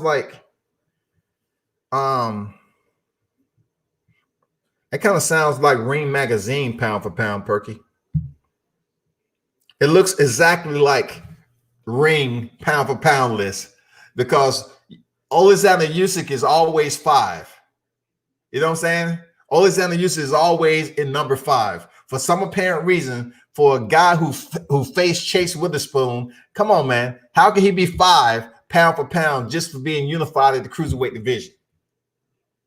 But I'm just saying that kind of seems like the rings pound for pound list right there. Because if you go for who's number 6 behind Alexander Usyk off the ring pound for pound, it's Errol Spence. And in Norway, I like Munster. He was in a tough fight against Nonito Donaire. I give it up for him. He's crept up past some people that has more experience than him. But I understand why they giving in Norway that slot, because Unified, they want to give him his glory. They thought he was just this unstoppable tank until he faced an older veteran like Nonito Donaire. So I don't think he's number 3 though. I'm gonna be honest. I don't think in Norway it's number 3. I think Crawford should be in front of Lomachenko, then Lomachenko in Norway. Usyk, in my opinion, Alexander Usyk, he should be somewhere down in number 8 or number 7, something like that, man. They holding him in top 5. Man, come on with that, man. And then, you got Alexander Usyk, and then, like I said, it was Terrence Crawford, and then I think 7 was Gennady Golovkin, if we're looking at the ring pound for pound. 8 was Juan Estrada. 9 was Arthur Beterbiev, who, in my opinion, Beterbiev should be higher than what he is. 15 wins, 15 knockouts. And then, of course, number 10 is the WBA welterweight world champion, Manny Pacquiao. So Manny Pacquiao winning the fight against Keith Thurman. Look, it's just my OP, y'all. I think if anybody should be higher up on the pound for pound list with his resume, though he has several losses, but coming off fighting an undefeated fighter, defeating an undefeated fighter like Keith Thurman, forming Unified, Manny Pacquiao should be a little bit higher on the ladder, in my opinion. That's just my opinion, man. Only 8 division world champion, man, he should be higher up on the chain. Seriously. You're going to put Alexander Usyk, who's undefeated, okay, but the man has 17 victories, I believe. I mean, come on, man. Just because you was unified at cruiserweight. I know they trying their damnedest to give Usyk a freaking shot at Anthony Joshua's belt. Look, put it this way. If Deontay Wilder go in there and defeat Tyson Fury and get his belt back, then that's when you're going to see goddamn Anthony Joshua start to just let belts go like loose change. You know what I'm saying? Them belts going to start being vacated, because I truly feel good in what I'm saying is that I don't think we'll ever see a Deontay Wilder and Anthony Joshua, especially if Deontay Wilder win his belt back. I don't think we'll see a Deontay Wilder and Anthony Joshua. And I don't foresee at this juncture that Deontay Wilder will go over there to the UK just because Anthony Joshua wants it that way. They both have 1 loss on their record. Okay, I got it.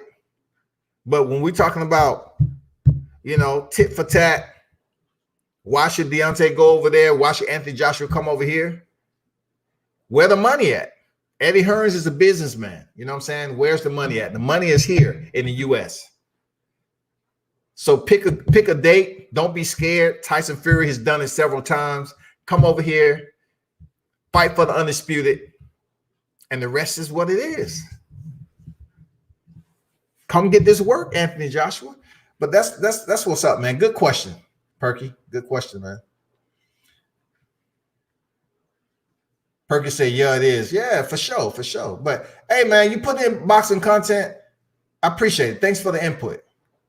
But, I do my research, man. I'm not a rookie at this game, but I appreciate your input there, Perky, for real.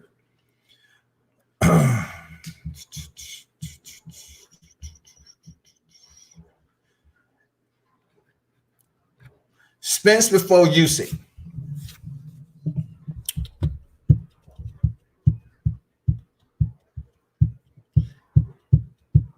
That's a tough one, to be honest. I would say, Spence before Usyk. because of him being unified champion in a sense. But then you look at Usyk being undisputed, unified at cruiserweight. Experience wise, Spence should be ahead of Usyk. Okay. Really, no one pay attention to the cruiserweight division. So unify the division. People going look. This the love that they're giving Usyk, just like they give Lomachenko. They're gonna halo Lomachenko's record, and really, I always ask the question: who on there is worthy? Who on Lomachenko's record is just this superb? Give me 4 or 5 fighters off his resume. Give me 4 or 5 fighters, okay? But then I'll turn around and say, do the same thing for Usyk. If you want to put him in front of Spence on the ring pound for pound, just because he was unified. Now, of course, we understand that Errol Spence, his 4th fight in to his professional career, he dropped down to welterweight. All right. He was fighting 154. He dropped down to welterweight. He's been campaigning, and finally he had the opportunity to step in there with Kell Brook, which was a very, very tough fight for Errol Spence.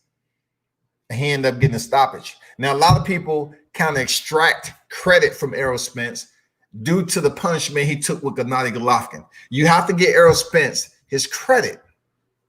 You have to give him credit for fucking up the left side of Gennady's head, his cranial cap. You know what I'm saying? Just because he was punished on the freaking right side doesn't mean it was something that was still swelling on the left side. Errol Spence did what he had to do.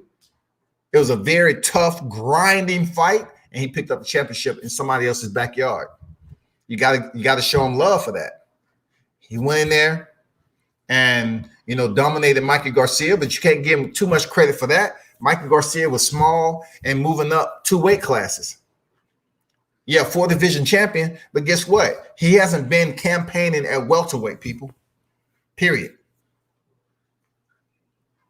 He hasn't been campaigning at welterweight. And then the performance he put on with Sean Porter, absolutely, man. They can be fight of the year. That can be fight of the year candidate, man. Take nothing away from that fight between him and Showtime Sean Porter. Real talk. It was a damn good fight. I like going back, looking at that fight. There was a lot of areas exposed from both fighters. But I was just amazed on how Sean Porter could turn Errol Spence out the corner the way he was doing whenever he felt like it. It was a damn good fight.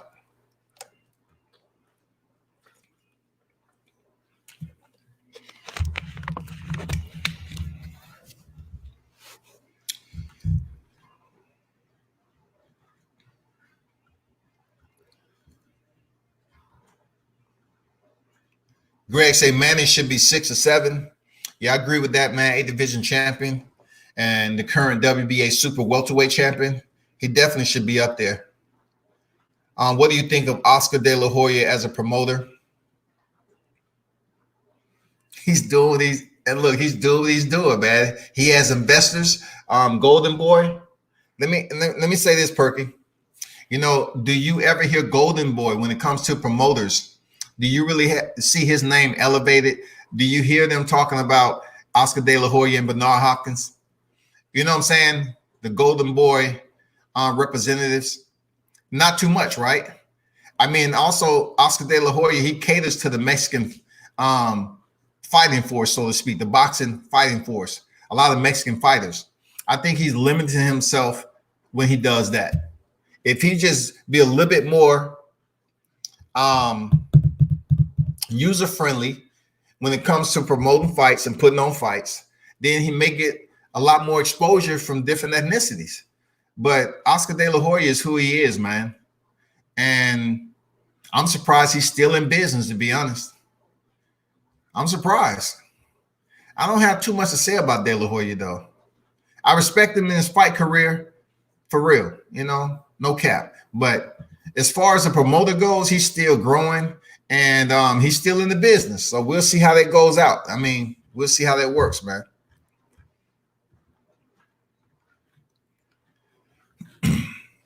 We would definitely see how that works.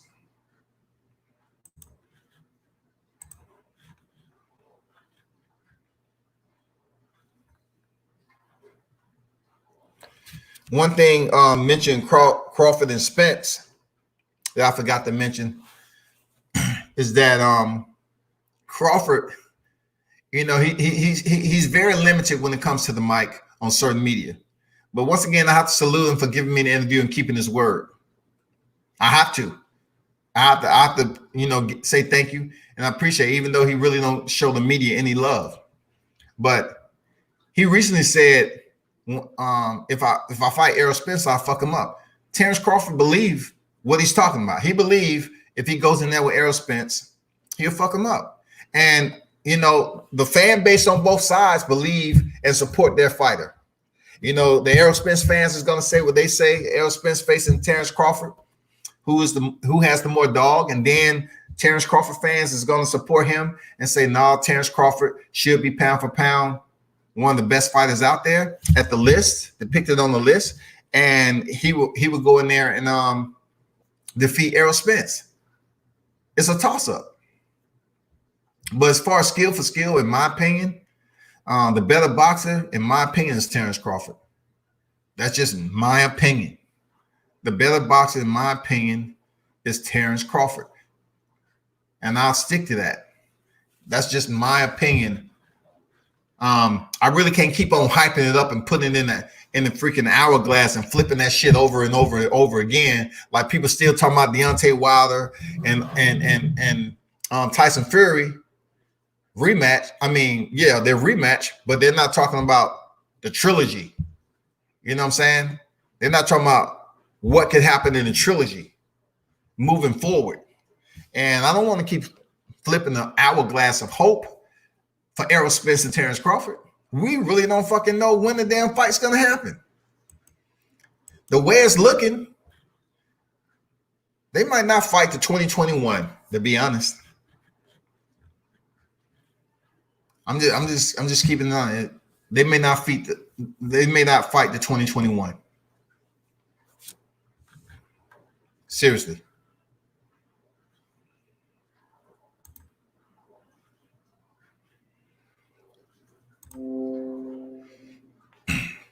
But we'll see what happens in the upcoming weeks, y'all.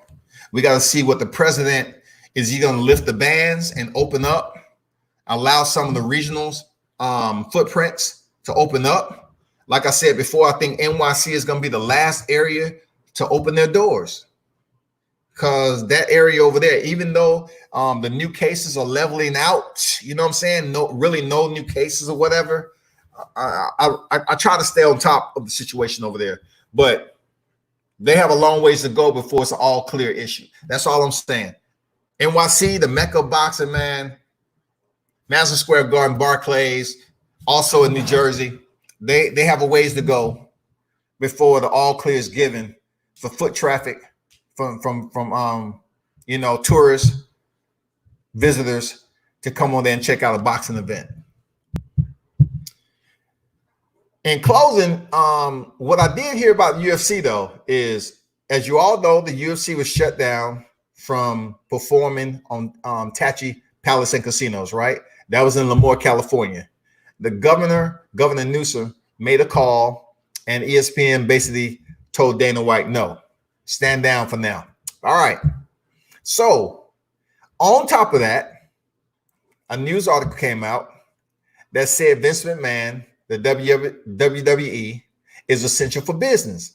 What that says is saying, the connection and the WWE and their essential staff is not really being affected, right? That's what they was trying to say. Is not really being affected to spread the coronavirus, or the amount of personnel needed for them to perform is very minimal. All right. But recently, they did have a staff member, a non-competitor, that came down with the COVID-19. But that's still not going to stop them. They're still going to be mainstream. Now, the good thing about that is Dana White has mentioned that he's trying to get a fight on this island and he's trying to put on a fight May next month. Now, we're not going to get our hopes up too high. You know why? Because it's a lot of people gunning for Dana White not to make this fight card happen. They want to see him fall on his face because he's trying to fight through the COVID-19, and it seems a bit insensitive, but you can't say it's insensitive when you still have TV shows on. Excuse me. When you still have WWE out here. You can't call it insensitive. People still got to work. People still got to pay bills. And essentially for Dana White, he has fighters that's asking him, so Dana, you know, my money's running out. Dana, is there any way I can, you know, can you give me advance for this? These fighters are hurting. So if a fighter fights twice a year, and just say they get like 40,000 a fight, they got to pay taxes or whatever. If they're not getting a fight right now, and the last time they actually fought was 2019, you know, that's getting dry, you know, that's drying up right now. The puddle is drying up quick. And they're calling Dana White saying, you know, man, do anything, man. Put me on the card. I need the money. I need to pay my bills. And I believe a percentage of what Dana White is trying to do is advocate for his fighters. Seriously. He's trying to advocate so his fighters can work, so they can pay their bills. You're talking about like 500. You know what I'm saying? Like 500. He can't sit up here and pay a stipend to fighters that's not active on the fight card until this COVID-19 lifts. You're talking about like 500 fighters. Just say he gave them $1,000 and shit a month. What is $1,000 going to do for 500 fighters? Come on, man. What is that going to do? Nothing.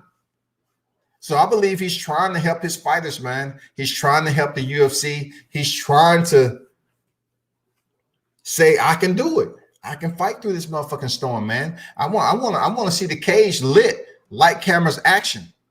I want to see these fighters get back, you know, into the cage and perform. They go in there, perform, they get paid. A lot more happy people. But I'm going to tell you right now, I know his phone ringing off the hook, man. I know he's getting these phone calls from the left and the right. He's trying his best to put on the fight card so his fighters can get paid. The setup between the UFC and boxing is totally different. The UFC have so many other branches that support the effort. As in the UFC, you have a bottleneck which leads through the president up to the higher echelon. So, you know, he can make those decisions and talk to the higher ups and, you know, see how that can play out. Yeah. So let's see. Perky said there can't be any more people involved in UFC event than WWE event. So why one on and one isn't? Like I mentioned earlier, like on the previous live, is that the UFC doesn't need cornermen. It doesn't need cut men. So they need the minimal essentials to go in there. And instead of them putting on tag team bouts, a lot of tag team bouts, which you weren't seeing, they're doing one-on-one matches. You take one-on-one, you take the commentators, you take the camera people, and you take the referee that's in the ring. That's essentially skeleton crew right there. As in boxing, you need mandatory people in place. You need mandatory people in place. You know, the wrestlers is choreographed. They can let the match go on as long as they deem fit. And once the pin comes, they leave the ring and go back. You know what I'm saying? They don't have people like doctors checking them out. Once they leave the ring, and they walk back up the ramp and then on to the next match. But with the UFC and boxing, they have to have those mandatory people in place. They have to have the team, the corner. They have to have the referee. They have to have all those people there. Commission, all that shit. And one thing about the UFC, The reason why they haven't been able to really start pumping up and get somebody to co-sign is because the state commission is not signing off on this. Like, they ain't trying to face resistance either. You know what I'm saying? Every commission from state to state, it doesn't work that way. You just can't call a commission from North Carolina to come over here to Vegas. You can't do that shit. So they got to have state commission to go in there and be a part of that fight card. And that's not something that's going to happen if we still in a stay at home and we have this ban placed on the gathering of no more than what, 5 people, 10 people, whatever the case may be. I think it's 10 people, right? So, you know, like I said, Vince McMahon can go in there with less than 10 people easy. But when you're talking about the mixed martial arts of boxing, no, I don't see it. Because they have mandatory people. This ain't a play sport. This ain't for play. This is real life. They have to have the doctors. They have to have the EMTs. They have to have a minimal, to start off, a minimal of 3 people inside the square. That is the 2 fighters and the referee. So you count up from 3 all the way around that ring, and that's going to add up to 10 easy. Plus, you got to have commission there. You got to make sure everything's good to go. People got to be checked for freaking COVID-19. You know, you have to make sure everything is clean. It's a lot of protocol, man. It's a lot of protocol. A lot of freaking protocol.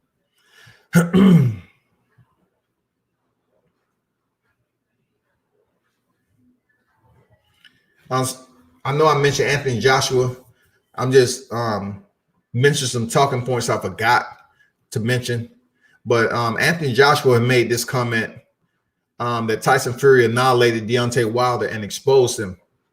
Now, a lot of people can agree with that. You know, when it comes to Anthony Joshua, he's good for sitting in the background and talking shit. So a lot of people can say, due to the way the fight ended, Tyson Fury was the more dominant fighter in there. And like Deontay Wilder said on his PBC podcast, it wasn't himself.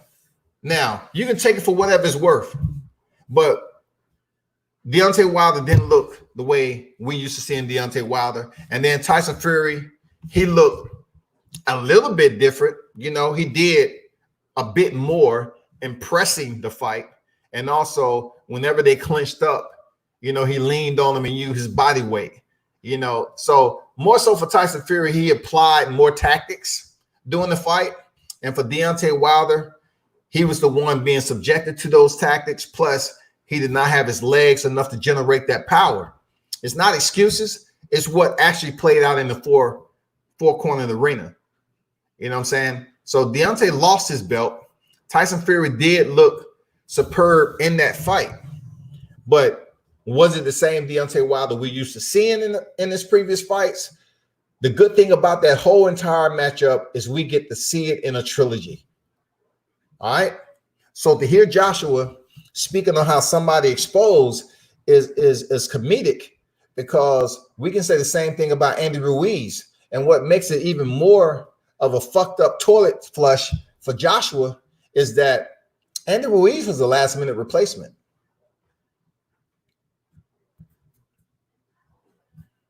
Andy Ruiz was a last minute replacement.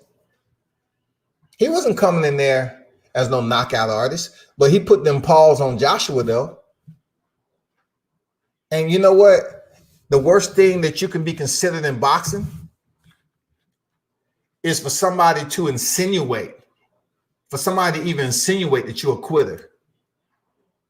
You know what I'm saying? Because boxing fans will quickly call a fighter a quitter if they feel that if a fighter has fought this way in previous fights and then they give up in one of the toughest fights of their career. Like, say, for instance, Terrence Crawford and Amir Khan. Amir Khan quit doing that fight. He absolutely quit. So, Joshua Andy Ruiz. Joshua quit. When Joshua spit out his gum shield and wanted to look around in his corner and shit, he quit. Joshua quit. So who is he to sit up here and want to help Tyson Fury prepare for Deontay Wilder in the rematch? and everything else when he quit against Andy Ruiz. And then in the rematch, he ran. Serious. I know I've been hard on Joshua for quite some time, but my shit ain't changed up. My shit ain't changed up just because Deontay lost his belt. I was speaking the same thing before Anthony Joshua took his first L, y'all. Y'all go back and look at any live I ever did. I spoke the same way about Anthony Joshua. I always liked Tyson Fury over Anthony Joshua. Always. Tyson, look, Anthony Joshua would never be a Lennox Lewis. I know they're trying to build him up to get the undisputed, so his name could be in the same sentence for casuals. They say, oh, when we talk about Lennox Lewis, we got to mention Anthony Joshua because Anthony Joshua was undisputed. They're trying their damnedest to get Anthony Joshua to be undisputed heavyweight champion. They were successfully able to allow him to be two-time unified champion, which sounds good. I ain't gonna lie. Two-time unified champion sounds good, but how did you get it? Do the fight fans respect how you got it? What was the fight that you had in Saudi Arabia? Was it impressive? Was it any more impressive than your gold medal fight in the London Olympics? Talk to me. Seriously. When I think of that fight with Andy Ruiz, it takes me back to the fight of the gold medal round in the London Olympics. People want to always halogen the fact that Anthony Joshua was a gold medal Olympian. But then they never even looked at the fight. They never even looked at the fight. I'm asking you, and I'm asking the supporters, take a look on YouTube at Anthony Joshua's fight. And then the next time we on here, tell me what you think. You have the right to your opinion, but tell me, do you believe that Anthony Joshua won that gold medal round?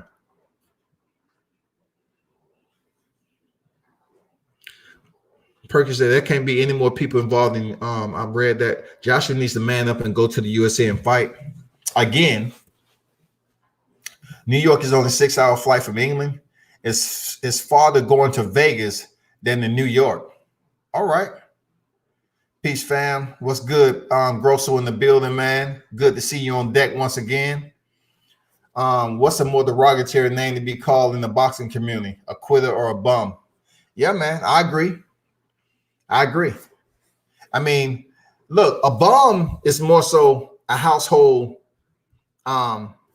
staple that people just pin to everything. They don't give a fuck. They're just walking around. They put it against everything. If they look, it could be a person that really don't have any type of familiarization with a fighter. They'll just call him a bum. If he got a couple of losses on his record and they don't know that he a bum. But to be called a quitter means that you're not trying to be any more than a bum. A quitter is a person is not even given maximum effort to excel in a sport, to excel what their livelihood consists of. A quitter is a person that will never go to the point of failure because they just don't want to know what that experience is like. A quitter will absolutely pop the hatch and jump the fuck out when it's time to get with it, when it's time to walk through the fire, take the bumps and bruises, and challenge oneself, challenge themselves to go to a whole nother level. Pain leaving the body. Pain is weakness leaving the body, and take their whole damn process to a whole nother level and fight through it, and they quit. You can never get past being a quitter. You know, even the people who look back at Charles Martin losing his belt to Anthony Joshua, they always say, Charles Martin, you took a payout, bro. You took the payout. You dove against Anthony Joshua. They always, man, even the announcers in his last fight when he was fighting Andy Konoski, man, people were still talking about that fight. Charles Martin is trying to get himself back on track so people won't even mention that shit. But insinuation is a motherfucker when it comes to quitting. Seriously. It's bad. When to be called a quitter, especially in the sport of boxing, is very, very, very bad. You know what I'm saying? A lot of people thought Buster Douglas wasn't getting up when Mike Tyson knocked him down. because a lot of people when they stepped in there when Mike Tyson was mentally defeated before they split the ropes because they were scared. So when Mike Tyson closed in and landed a couple of punches and some of them fighters went down, they was like, man, that motherfucker quit. He never was in the fight. He didn't want to go in there and really get those hands. He didn't want to test himself. That's just what it is, man. But good point there, Grosso. Good point.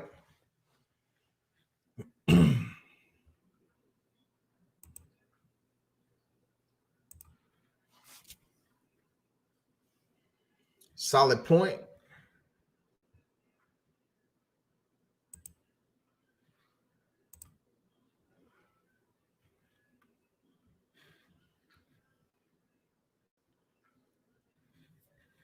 I just gave Perky and Grosso a wrench.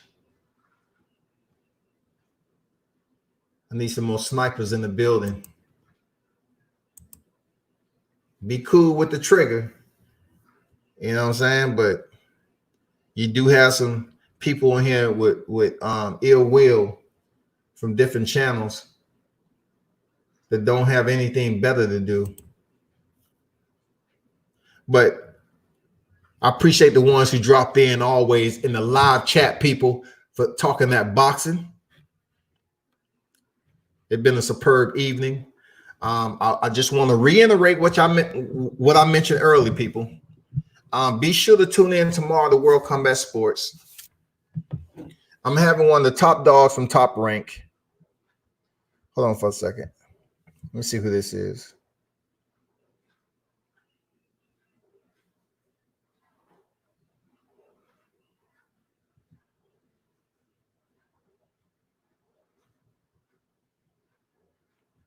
Okay. I want to make a announcement once again, reiterate that I'm talking to one of the top people in Top Rank. And I ain't talking about just anybody. I'm talking about one of the primary prominent figures in Top Rank tomorrow. It will be a very informative interview, especially during this downtime. I do have a good list of questions that I want to ask him. Of course, every interviewee is different. This will be my first time interviewing him. Good guy. I have nothing but good things to say about him. And I'll tell you, you come to the interview, you'll know why.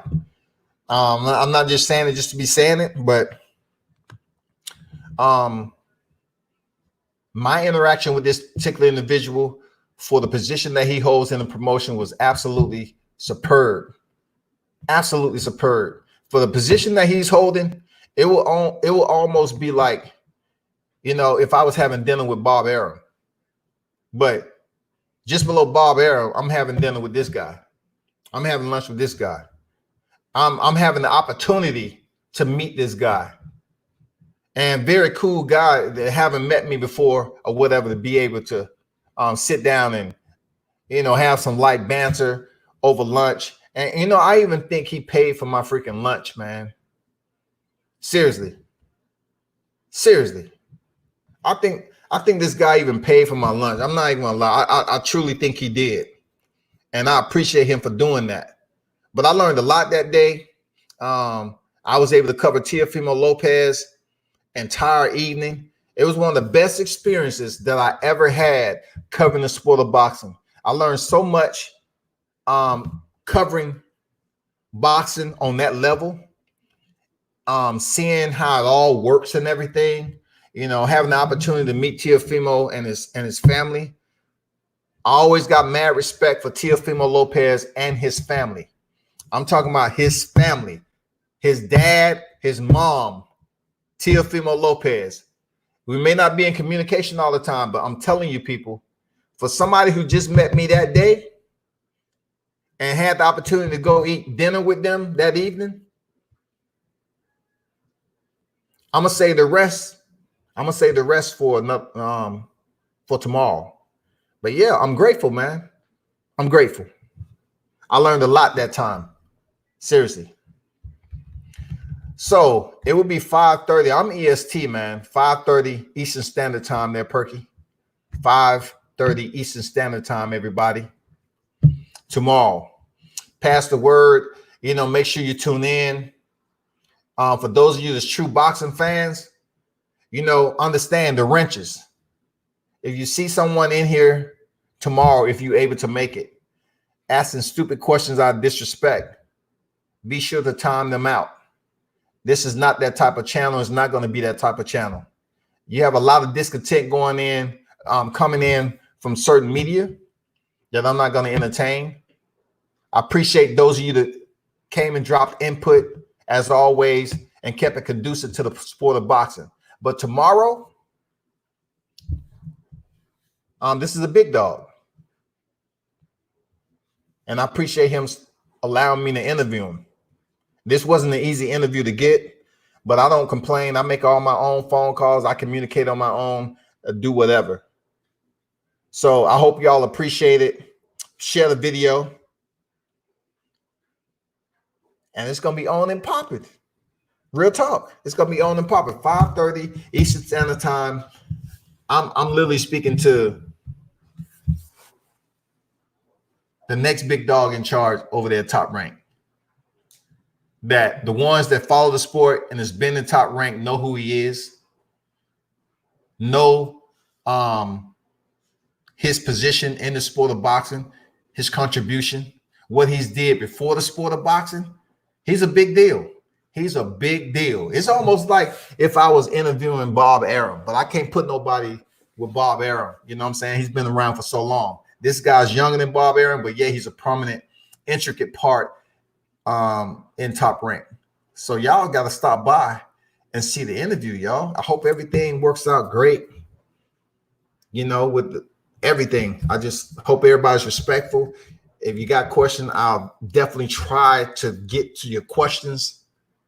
But yet, during this pandemic, I really want to kind of touch on some areas dealing with boxing, dealing with Top Rank. You know what I'm saying? I know for a fact he can probably give me some insight on some fights that we're going to definitely see once the pandemic lifts. You know what I'm saying? That's a part that I'm interested about too. I want to see how they're handling some of this, when it comes to boxing, being in this situation. How are they handling the fighters? How are they looking forward to something that they can't determine? How are they going to set up fight cards and they really don't have an ETA on when everything is going to be lifted? So